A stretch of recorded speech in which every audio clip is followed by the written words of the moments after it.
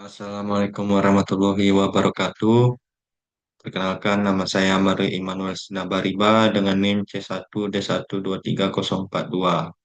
Di sini saya akan mempresentasikan resume perkuliahan Strategi Manajemen Business Valuation dari materi 9 sampai materi ke-15. Sebelum ke penjelasannya, saya mengucapkan terima kasih kepada Bapak Bambang Purnomo selaku dosen mata kuliah Manajemen Strategi dan Business Valuation. Baik, langsung saja ke penjelasannya. Yang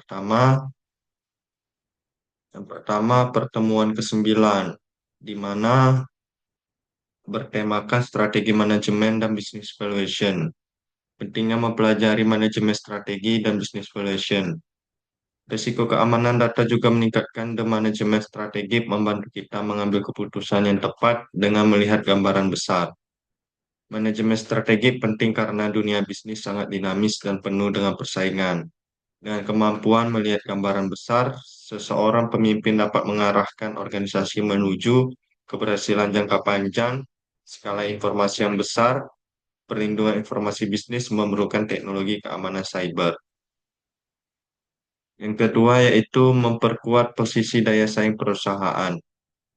Menerapkan strategi terarah dan berkelanjutan. Yang pertama mengembangkan keunggulan kompetitif, responsif terhadap perubahan lingkungan. Yang ketiga, melakukan ekspansi dan diversifikasi secara terencana. Posisi daya saing tidak hanya tergantung pada produk yang ditawarkan, tetapi juga bagaimana perusahaan mampu membaca tren dan pengelolaan sumber daya dan memanfaatkan peluang dengan strategi yang tepat. Yang ketiga, pertemuan 9 yaitu membahas penguatan keunggulan kompetitif, di mana diferensiasi yaitu inovasi produk, kualitas unggul, pelayanan pelanggan yang istimewa. Yang kedua yaitu fokus atau niche, spesialisasi pasar loyalitas pelanggan. Yang ketiga yaitu keunggulan biaya, efisiensi, operasional, skala ekonomi, pengendalian biaya. Keunggulan kompetitif adalah fondasi utama yang untuk bertahan dalam pasar yang kompetitif. Dengan diferensiasi, perusahaan menciptakan nilai unik, fokus membantu menyasar segmen spesifik, sedangkan keunggulan biaya membuat produk lebih kompetitif secara harga.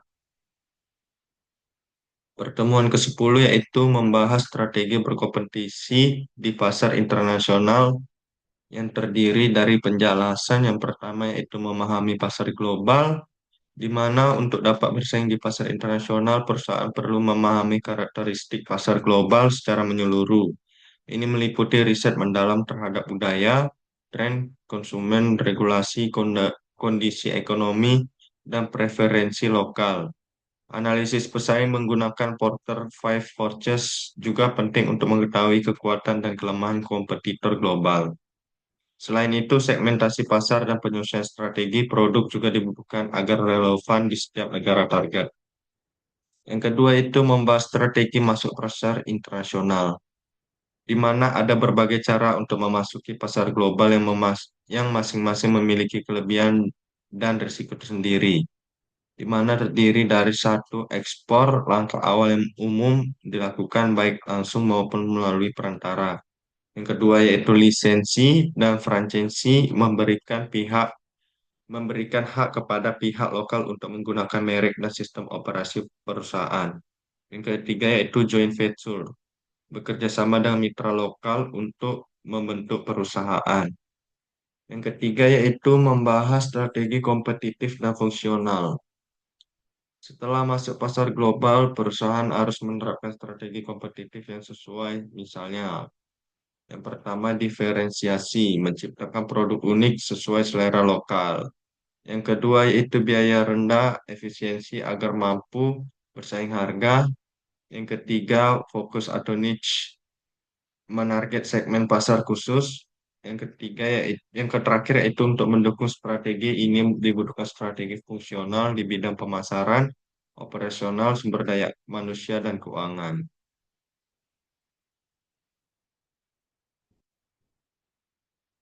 Pertemuan ke-11 yaitu strategi diversifikasi perusahaan, di mana menjelaskan yang pertama konsep strategi diversifikasi. Diversifikasi adalah strategi di mana perusahaan memperluas lini bisnisnya ke produk pasar atau industri baru. Strategi ini dilakukan untuk meningkatkan pertumbuhan, mengurangi ketergantungan pada satu produk atau pasar, dan menyebar risiko bisnis. Namun, sebelum melakukan diversifikasi, perusahaan harus melakukan analisis situasi menyeluruh untuk memastikan kesiapan internal dan potensi eksternal. Yang kedua yaitu menjelaskan jenis diversifikasi dan implementasi.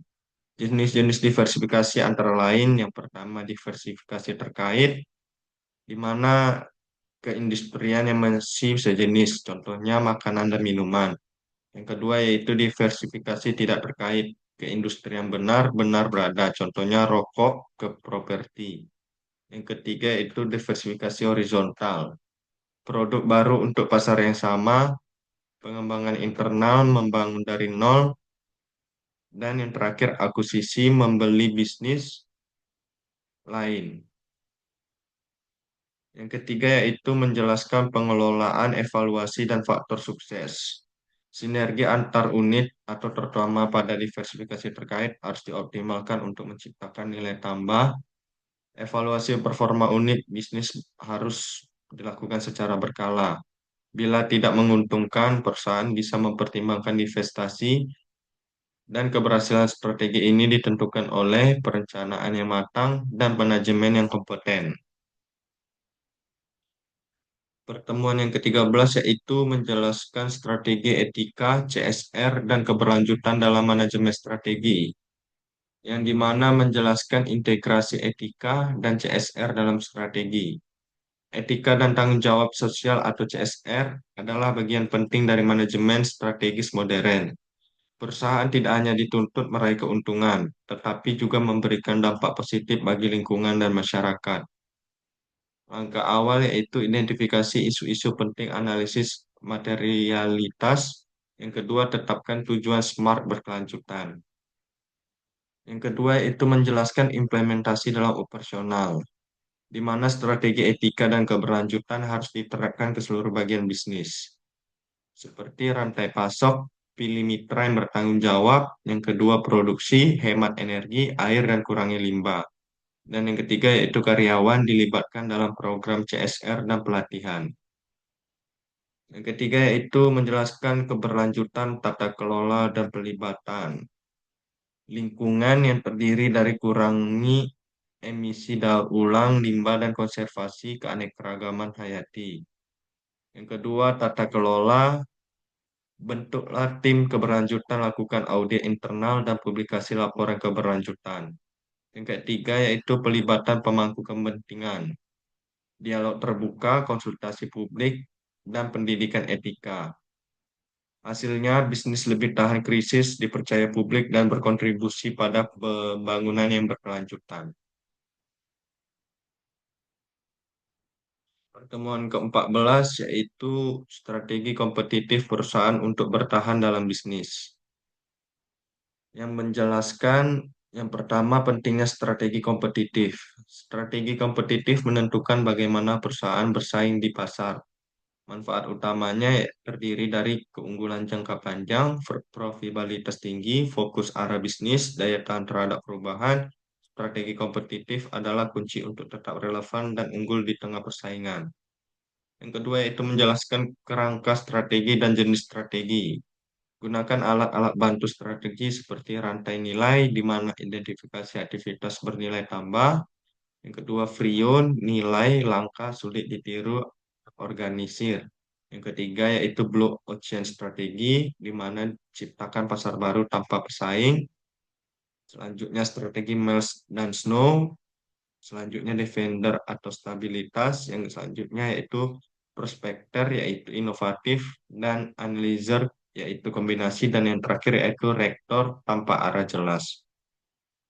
Yang ketiga yaitu menjelaskan faktor penentu dan implementasi.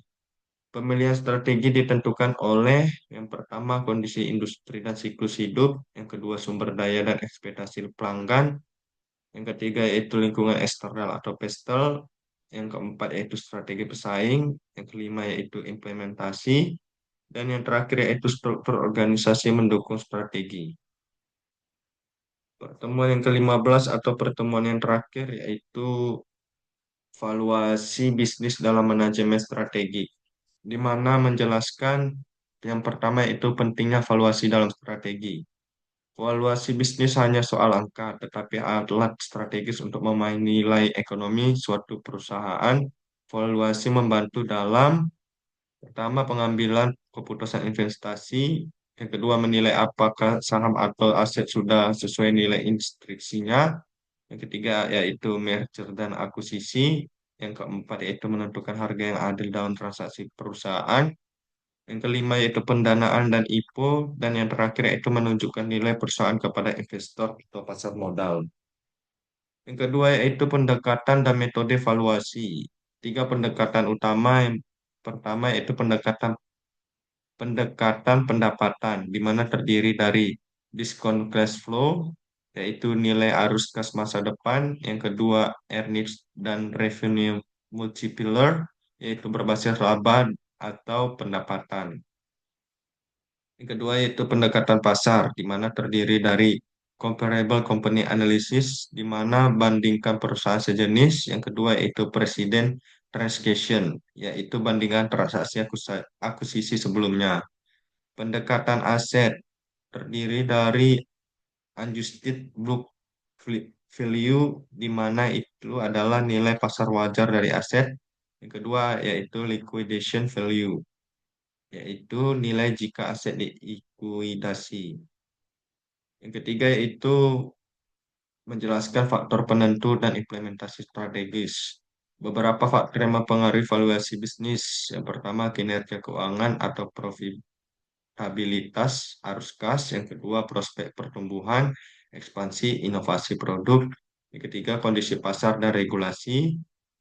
Dan implementasi strategis evaluasi berguna untuk merancang strategi jangka panjang, menilai efektivitas keputusan manajerial. Yang ketiga yaitu meningkatkan daya tarik investor.